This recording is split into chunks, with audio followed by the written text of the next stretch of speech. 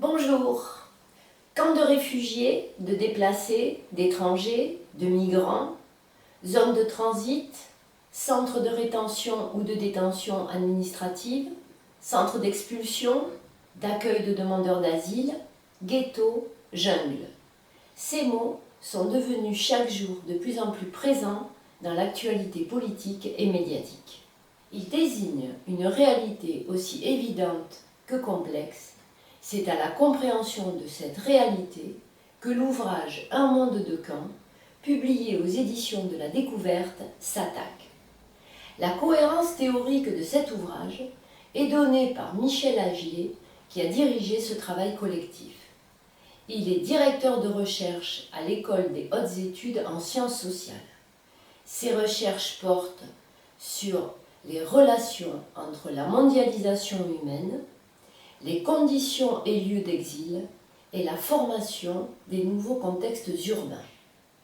En 25 monographies qui forment un tour du monde des camps, du plus ancien à Shatila au Liban, au plus grand à Dadaad au Kenya, en passant par le plus précaire à Calais, chaque contributeur nous fait découvrir l'organisation de la vie quotidienne des habitants tout en analysant la transformation des lieux d'habitat sur un long terme. Il est possible de caractériser la forme camp par 3 traits communs: l'extraterritorialité, l'exception et l'exclusion. Ce sont des hors-lieux qui ne figurent pas sur la cartographie d'un pays ou d'une région.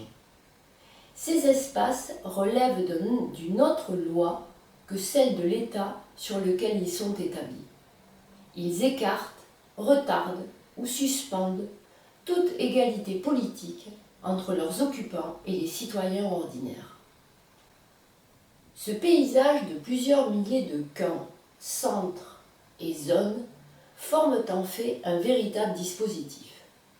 Un vaste marché du travail s'est constitué, plus de 150 ONG internationales et plus de 400 ONG nationales travaillent sous contrat au sein des seuls camps gérés par le Haut Comité aux réfugiés. Ce paysage de plusieurs milliers de camps, de centres, de zones, forme en fait un véritable dispositif. Un vaste marché du travail s'est constitué. Plus de 150 ONG internationales et plus de 400 ONG nationales travaillent sous contrat au sein des seuls camps gérés par le Haut Comité aux réfugiés.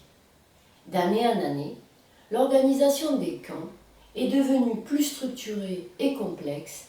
Des savoirs logistiques et gestionnaires se sont accumulés. L'évolution de la plupart des ONG pose question.